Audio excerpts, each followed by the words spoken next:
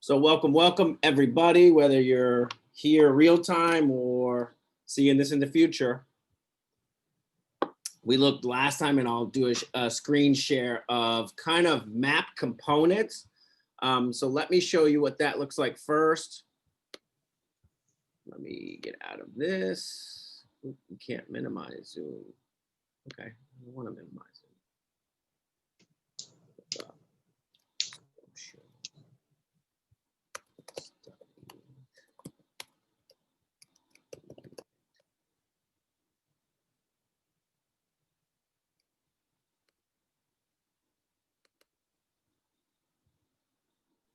All right, so I want to share this with you, and then we're going to get into, we first looked at map components, okay? You guys can see this, right? Hello? Yeah. Yes. Anyone? Yep. All right, so I'm going to put that up there. So you guys got a copy of this. The more you do, again, I just want to give you guys the tools to really be successful, especially on what I teach, the social studies, science, and the language arts. So you can go back on my YouTube page once you go in there, and you can look. I think I have like 20 or 30 different videos and different lessons and stuff. But we've been looking at this the last couple of weeks, actually the last couple of days. First, we looked at understanding geography. We looked at parts of a map, globe. We'll talk about globe versus map and how we look at a map and the sizes of countries and things like that. Then we looked at the different components of a map. So we looked at the equator right there. That would be like the biggest belt that you have measuring. And I left the notes we looked at last time if anybody wants to jot them down. They actually were I pictured them in my movie, in the little video I made. Then we had this little article about Ecuador, then the map components of the different parts of a map, scale, lines of latitude and longitude, fairly easy concepts. Then your map key, okay? And we got into identifying different parts here. You will definitely be seeing these visuals, whether it be a map, it could be a map of anything. Again, like the GED is so complex and it has so many versions of the test that you never know what you're going to get. But I do know you will have to do analyze maps and know how to look at information within a particular map. So we looked at that section. We didn't look at physical maps. We are not going to look at physical maps right now. That's just where you can see different elevations and things like that. So let's do a little review. So I'm going to stop sharing and then share another section. Let's share. Where are we? Okay. We're going to look at this website, truesize.com, later. But I do want to show you a clip of these map skills. We did look at this the other day, but it's 3 minutes and it's real quick. So let's look at this. Activity during those 200,000 years. All right. So I will make it a little the bigger. Earth is over 4.5 billion louder. years old. That modern humans have been walking the face of it for around 200,000 years. The geography of our planet has shaped the population patterns, available resources, industries, cultures, and nearly every facet of human activity during those 200,000 years. Geography is a study of the physical features of the Earth and how they affect the humans who call them. So that's a really fairly decent definition of like geography. Valleys, I want to stop. There you go. The physical features of the Earth and how humans affect the natural world. Helps us to be able to really make maps, make globes, get from one area to another. Call the planet home. Physical features include landforms like valleys, mesas, mountains, deserts, volcanoes, and canyons, along with water forms like lakes, rivers, and oceans. To pinpoint locations on Earth, geographers use either relative location or absolute location. So you got your relative location. If you remember, you can think of it as something is north of something else, or like, let's just talk about State Road 52 is north of State Road 54. That's just relative location.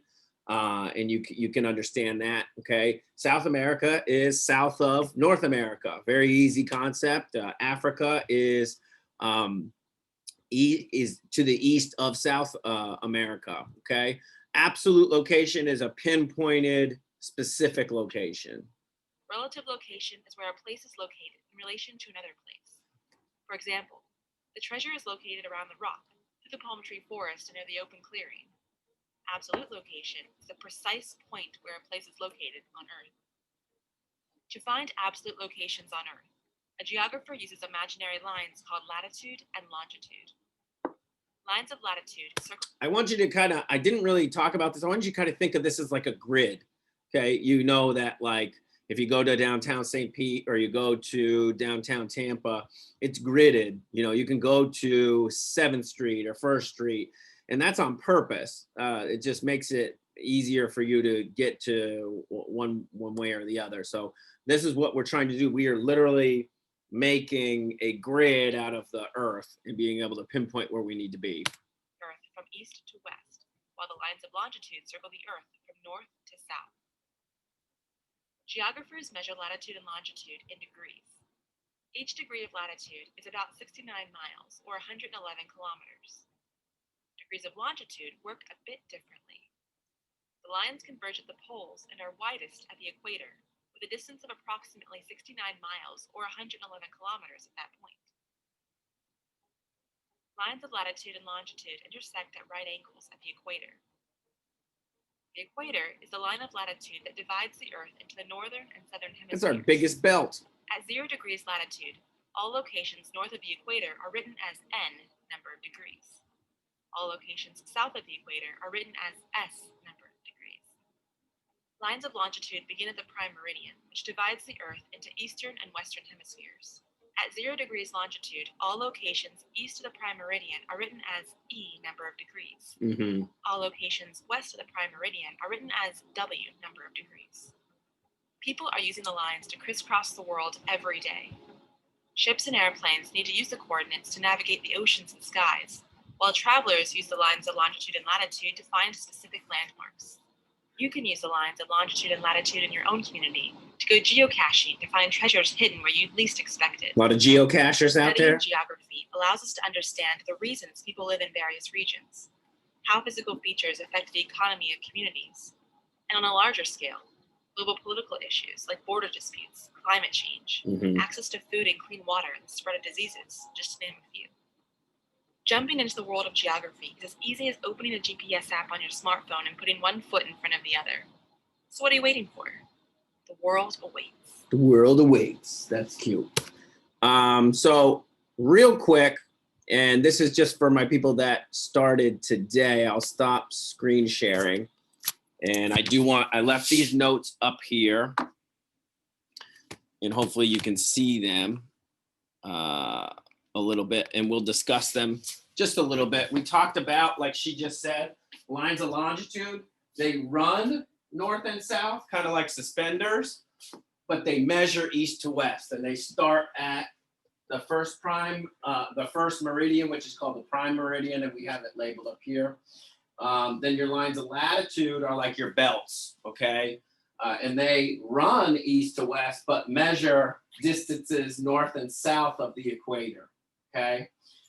We got a little intricate and started talking about that if we were to peg a hole, we don't spin or we don't rotate around the sun at a perfect 90-degree angle. We're actually at 23.5 degrees, which gives us our poles that have ice on them, as well as gives us our 4 seasons. So we talked about that. That's going to be in the extra videos that we looked at the other day. We talked about the equator right here.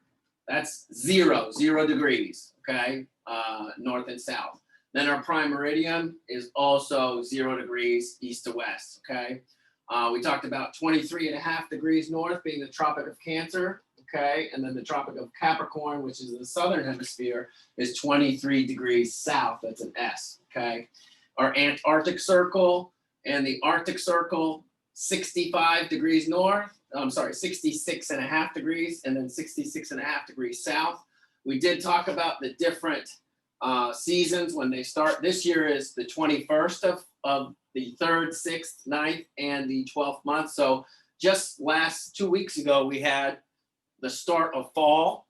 Okay, that would be our fall equinox. All right, we have exactly 12-hour days because the sun is hitting the equator perfectly. Okay, in the winter, the sun will be hitting the Tropic of Capricorn, which is in the southern hemisphere, making it summer in the southern hemisphere, and then winter in the northern hemisphere. Okay, so I'm gonna put that up there, add that to our attachments, but I do want to show you today's topic is, and let me get this visual. How do we, and you can see me good.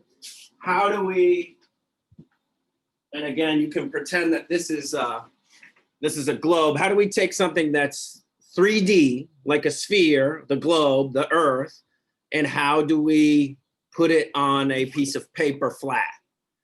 And the video I want to show you, or it gets pretty interesting that we've been trying to do this for a long time, and we're never, ever, ever going to get it. Okay, you cannot draw a 3D figure and put it perfectly onto a onto a flat 2D piece of paper. So let's watch this real quick. I'll show you. In the map skills, we are going back here to why all world maps are wrong. Okay. Good grammar and spelling Whoa. are important. Sorry but about if you the want to write advertisement. essays that inspire, I know you all want to write essays that inspire. Okay, so again, this topic is looking at a globe, looking at the Earth. How do we try and make that 2D? And the idea is literally all world maps are wrong. Okay. All right, here we go. If I want to turn this globe into a flat map, I'm gonna have to cut it open. Nice orange knife.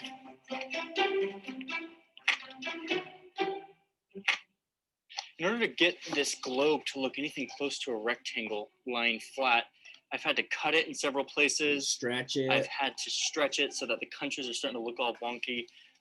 And even still, it's almost impossible to get it to lay flat.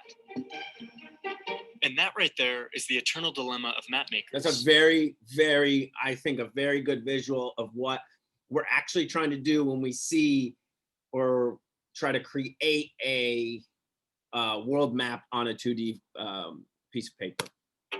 The surface of a sphere cannot be represented as a plane without some form of distortion. That was mathematically proved by this guy a long time ago. Since around the 1500s, mathematicians have set about creating algorithms that would translate the globe into something flat. And to do this, they use a process called projection. Projection, baby. Popular rectangular maps use a cylindrical projection. Imagine putting a theoretical cylinder over the globe and projecting each of the points of the sphere onto the cylinder surface. Unroll the cylinder and you have a flat rectangular map. There you go. But you could also project the globe onto other objects. And the math used by map makers to project the globe will affect the way the map looks once it's all flattened out. And here's the big problem. Every one of these projections comes with trade-offs in shape, distance, direction, and land area. Certain map projections can either be misleading or very helpful depending on what you're using them for. Here's an example. This map is called the... So this is the one that we have been taught, we've used. I showed you it. I think I added it to my attachments the other day. This is the Mercator Projection. It's one that we're comfortable with, and I'm going to show you later when we go to the truesize.com that it's so off for many, many different reasons. Mercator Projection. If you're American, you probably studied this map in school. It's also the projection. Remember the funny looking colors? I remember that in school. If you're American, you probably studied this map in school. It's also the projection that Google Maps uses. The Mercator projection is popular for a couple of reasons. First, it generally preserves the shape of countries. Brazil on the globe has the same shape as Brazil on the Mercator projection. Pretty close.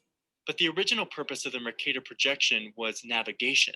It preserves direction. Notice you're trying to make these cubes, like not cubes, but you're trying to, like we do downtown, where there's blocks. to get from one area to the next. Which is a big deal if you're trying to navigate the ocean with only a compass. It was designed so that a line drawn between 2 points on the map would provide the exact angle to follow on a compass to travel between those 2 points. How do you like that? If we go back to the globe, you can see that this line is not the shortest route, but at least it provides a simple, reliable way to navigate across the ocean. Gerardus Mercator, who created the projection in the 16th century, was able to preserve direction by varying the distance between the latitude lines and also making them strict. So the closer you get to the equator, which is right, can you see my, right here is the equator. The farther you get from the equator, the longer, more stretched out. Okay, you get closer to the poles, you get more of a rectangle rather than a square. Okay, and that's what screws with the sizes of, let's say, Europe and anything north of that. Creating a grid of right angles. But that created some other problems. Where the Mercator fails is its representation of size. Look at the size of Africa as compared to Greenland. On the Mercator map, they look about the same size. But if you look at a globe for Greenland's true size, you'll see that it's way smaller than Africa. By a factor of 14, in 14, fact. man. If we put a bunch of dots onto the globe that are all the same size, and then project that onto the Mercator map, we will end up with this. The circles retain their round shape, but are enlarged as they get closer to the poles. One modern critique of this is that the distortion perpetuates imperialist attitude of European domination over the southern hemisphere. The Mercator projection has fostered European imperialist attitudes for centuries and created an ethnic bias against. So we have, without even thinking about it, thought that Europe and parts of Europe, Greenland, bigger than these areas around the equator. Third world. Really? So if you want to see a map that more accurately displays land area, you can use the Gall-Peters projection. This is called an equal area. So what would, you're just looking at that for a second. What's wrong with that, or what does that distort? Can you describe that to me?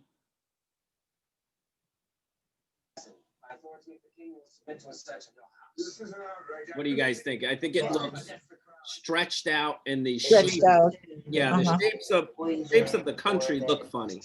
Okay, that's much better in size, but the shape looks super funny. Map. Look at Greenland and Africa now.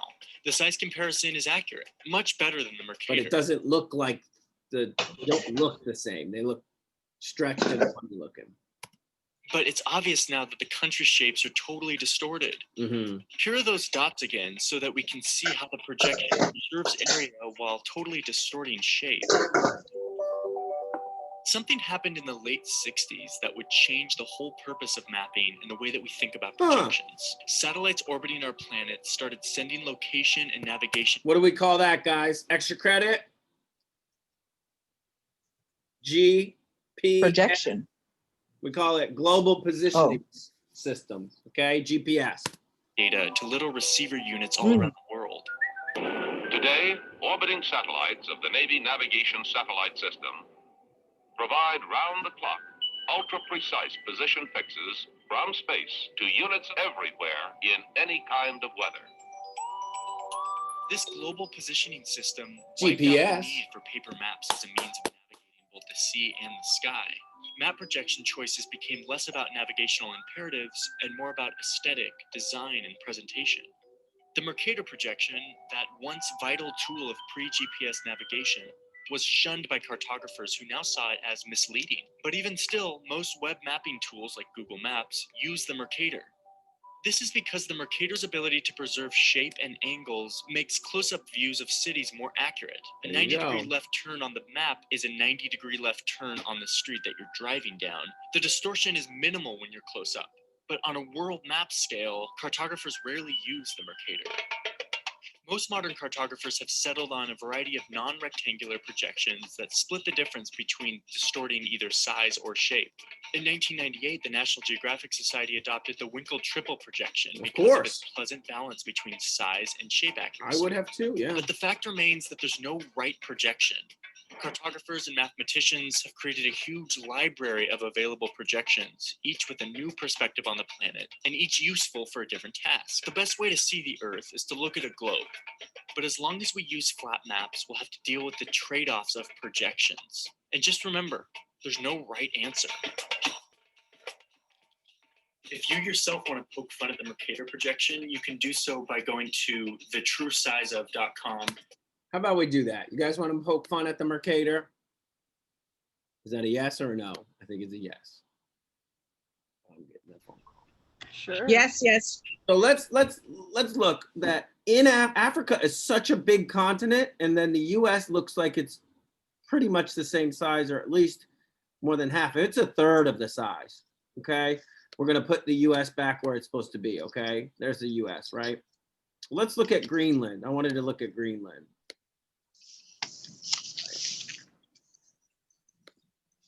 Yeah, so we're gonna take Greenland and the Mercator, right? And you can see all this and see when we bring it back down to the equator, how small it actually is in comparison to these, sometimes even these countries in Africa, okay? You can fit this again in here 14 different times, but when you bring it back up to the top, that's all stretched out, you're seeing that it is much smaller, distorted. The size is very, very distorted. And again, the US can fit probably 3 times in Africa itself, okay? Where when you put it back up to where it's supposed to be, it looks like maybe half the size, okay? So let's look at Florida. Let's see how big we are. There we are, Florida, right? In comparison to some of the countries in Africa, okay? Again, the closer you get to the equator, the smaller you are because you're stretched out, okay? What else do you guys want to look at here? So this is China. China is actually, looks huge, right? Where it's supposed to be, and it's kind of angled. But it fits in Africa at least 2 or 3 times, okay? This is all in your mind. They're saying that there's an imperialist, okay? Because most of these countries in Africa and South America were run by either the United Kingdom, okay, England, Spain, Portugal, Italy, Greece. I mean, these were all run by these European countries, okay? And this map just elongates or proves or makes you think that, hey, Africa's really not that big, and it really is in comparison land size, okay? So this is kind of an interesting, here's India, but it's a kind of interesting play with the different shapes and sizes of country, of everything like that. Antarctica is much smaller. Let's get that one. And I guess you can't do Antarctica. Yeah, yes, you can. You just got to spell it right. So Antarctica looks so big, right? Let's bring it down to, now it's like 6 maps in one. I got to get that up. So we are going to, sorry if I'm making you dizzy, bring this. So Antarctica is, I mean, it's still significant, but much smaller in comparison to what you see down there, right?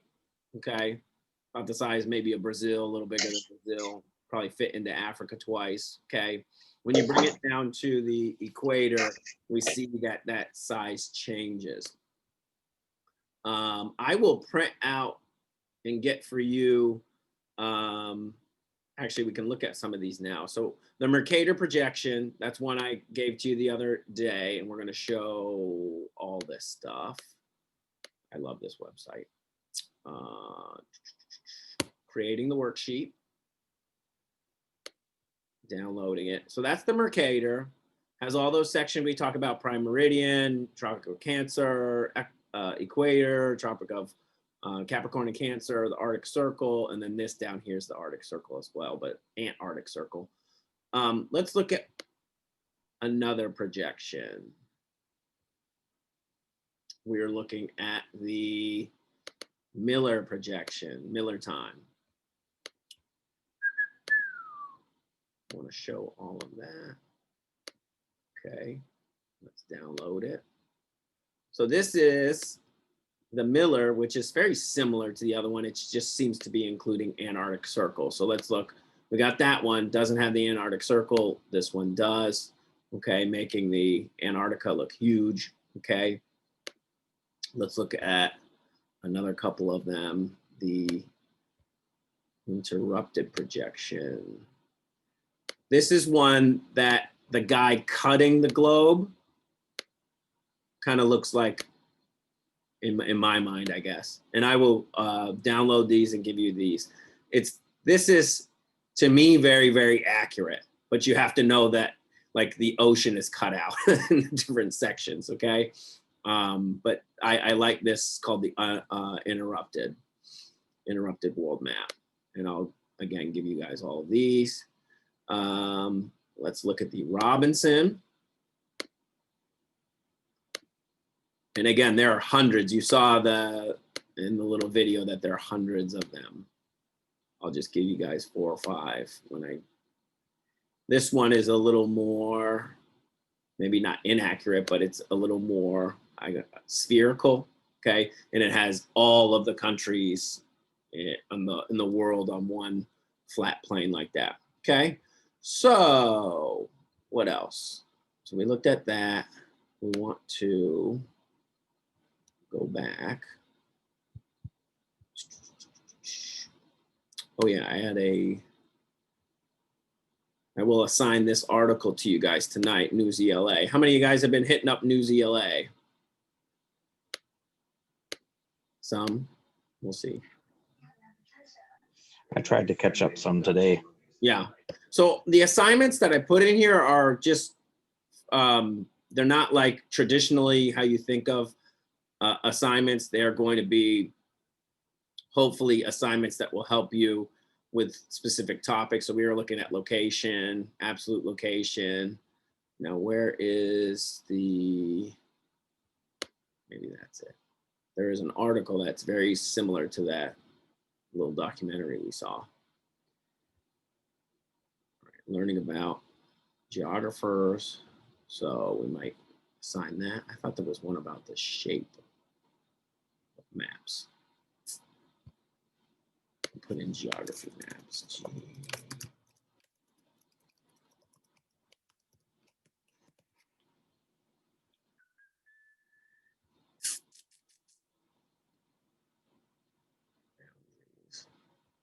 I have to find it. I don't know where it went. I saw it the other day, I thought. GPS, brief history of that. So I'll assign a couple of these that have to do with maps, okay? Unlikely history, I'll sign that probably. So questions, comments for me. There is some, this is IXL. I jumped over to IXL. I wanted to discuss everybody, whether you're new, old, you've been doing this for a couple of months with me.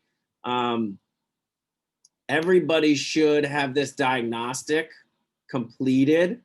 And if you completed it, let me go to the diagnostic. If you completed it, awesome. But I still want you from month to month to do you can continue to do the diagnostic. So I want to see all my students' levels. And this is, let's do the language arts overview because I don't really care about the math. But these are all of you guys, okay? And some, if you see a bigger stretch here, like Jacob, you haven't finished all of yours yet, so it's a wider gap. If you see a specific circle here, it means you're probably done, but you want to continue to move that up, okay? And you can see growth as well. So Jason and Jesse still working on theirs, which is awesome. Some people down here have not started, which breaks my heart. But you can see the different sections. I'm gonna harass Deanna. When you go on to your specific item, you have these math challenges, okay, recommendations. As well as these recommendations for building your vocabulary, your writing, and your grammar mechanics. And please do those, bring those. You can print out your diagnostic action plan if you want. I guess I'll click on it so you can see what it looks like. Yeah. So you can go ahead. That gives you an idea of what to look at in regards to this diagnostic. I'm having a Zoom brain fart apparently. Super fast. So let's see what the download looks like. And I would be printing these guys out for you if you were in class. You can't see what I'm seeing, right? Let's do a new share. want you to see. Can you see this now? So this is the diagnostic you can look at. I usually print these for my students. Obviously, you're not in my class right now. I mean, you are, but digitally. So these different sections, go ahead and work on those. That gives you a specific things to work on, and it's a good idea to do so. So take some time and look at the diagnostic. Let's go back here. I think, let's go to the learning section. My new people, you have math, language arts, science, social studies. Some of your math teachers are going to utilize IXL. You can utilize IXL anytime you want as supplementary. If you're working on your times tables, no reason to not use the IXL because it's very much like kind of like a game. Let's see if we have any map skills here. Go to 5th grade. I think.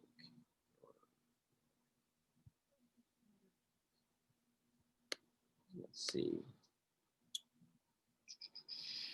Where's my map skills? Spines and man. Okay, so we got the directions. All right, so let's do these and then we'll wrap things up. This is just kind of a supplementary thing here. You will see most definitely sections like this. So we are looking at, again, we have our compass rose here, west, north, east, and south. What is the state that's farthest west? Out of these options, we have New Hampshire, Delaware, Virginia, and South Dakota. You tell me. South Dakota. Yeah. South Dakota. Wonderful. Awesome. Next one, we're looking at the one that is the farthest east. Michigan. Michigan, very good. We are then looking at the farthest south. Colorado. Colorado. Very good. See, this is not too bad. Looking at the farthest north out of Florida, Mississippi, Texas, and Nevada. Nevada. What is it? Submit it. Then we're looking at right now the farthest south out of Illinois, Michigan, New York, and North Carolina. North Carolina. North Carolina. Very, very good. Not too bad. Wonderful. Next one. Let's do, maybe it'll get a little more difficult.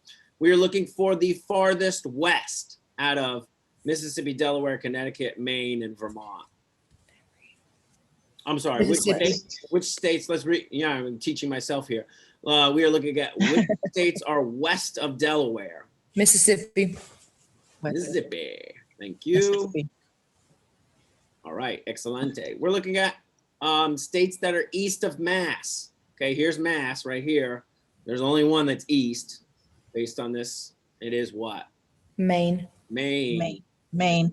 A little east of Massachusetts. Northeast, actually. Which of these states is east of Wisconsin? Okay, here's Wisconsin. Maryland. Maryland and Alabama. very good. Alabama. See, we're kicking butt. We got it. We're looking at the east of Michigan. All of them. Michigan. All of them. All of them. Bing, bang, boom. So Jersey, Rhode Island, New Hampshire, and Virginia. The next one, we are looking at which states are east of Ohio. Delaware. Just Delaware.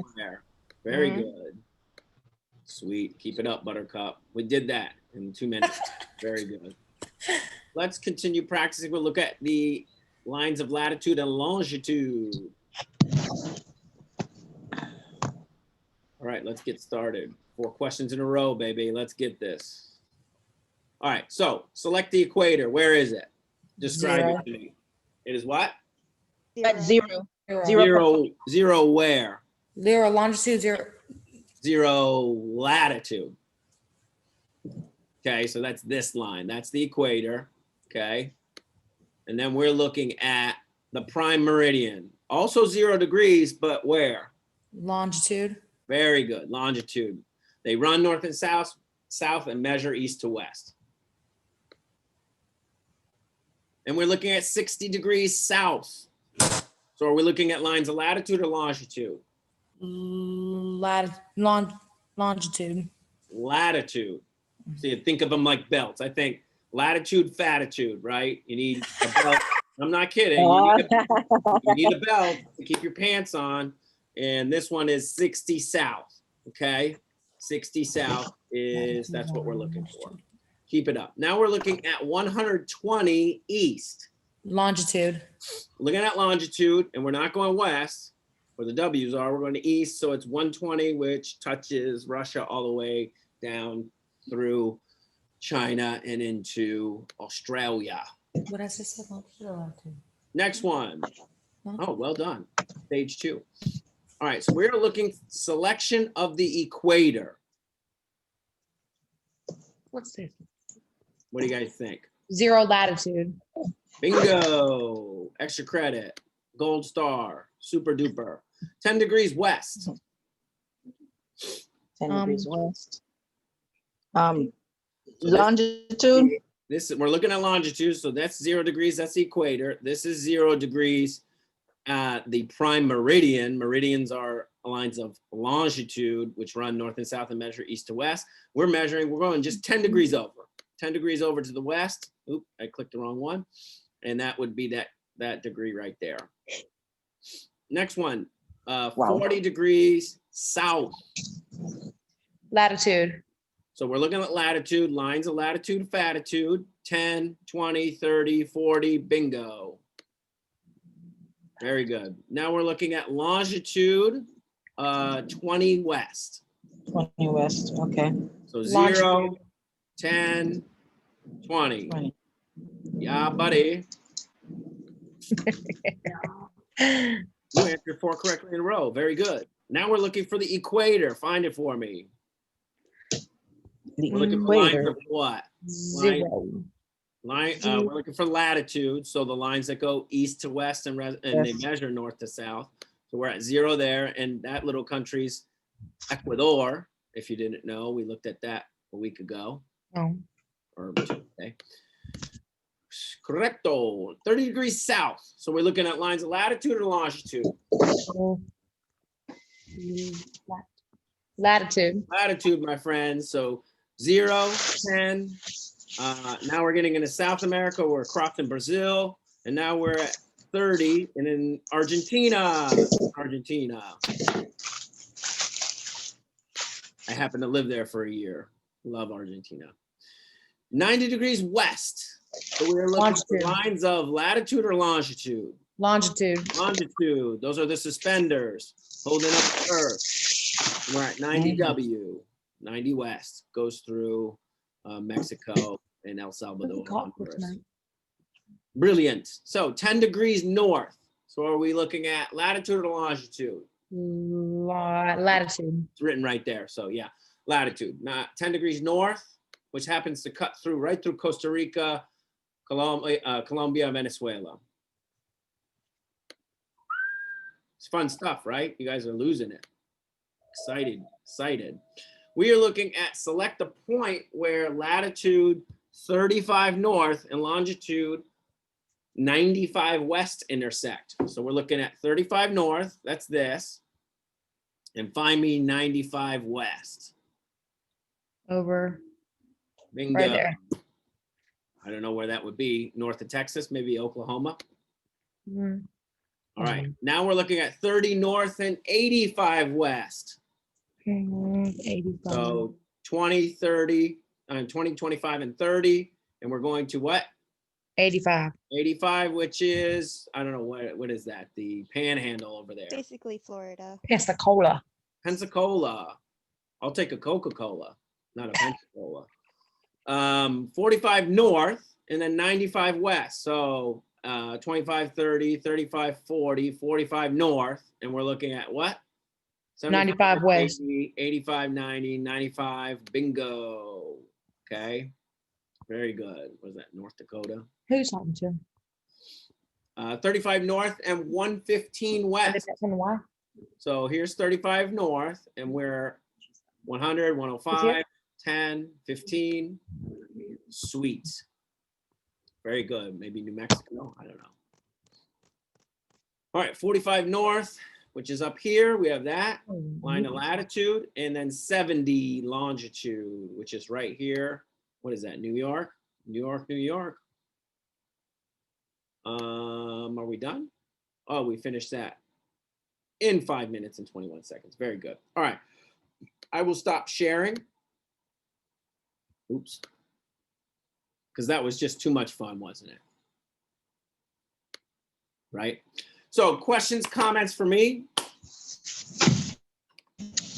Question. Yes. Being that I'm new to this, is there any way that I can go back, like the back lessons Yeah. So from the anytime- beginning? Yeah. So you can look, I think there's 15 videos already. 10 to 15 videos. You can go back, look at those emails, take your time on those. Try and get an 80 to a 90% on all the IXL work, as well as read as many of those nonfiction articles on Newsela as well. Okay. And that's your Okay. bet. So there's plenty to do. Okay. You can always access. Okay. You guys can even look at my summer lessons. They weren't as good. So. That's just bullying yourself. Hey, summer was rough, man. We were getting through the COVID. It was rough. We still are, I guess. So I have all of those are public, and you can access them. And I only have one copyright violation, so whatever. Questions, comments? I'm gonna give you guys. You have 7 minutes before you have to go to fun math, super fun math.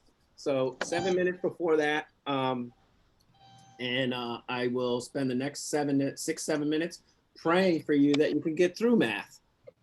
County is helping local small businesses All right. through these difficult times. Find out if your Marshall business got a qualifies for up to haircut. $40,000 that does not need to be repaid. Looking good, Marsh. Or call. All right, my friends, I'm gonna click everybody out here in a sec, unless you need to talk to me. If you need to, I'm gonna be here till 10. Give me a call if you want. All right? See you guys. Night. Okay, bye. Bye. Thank you.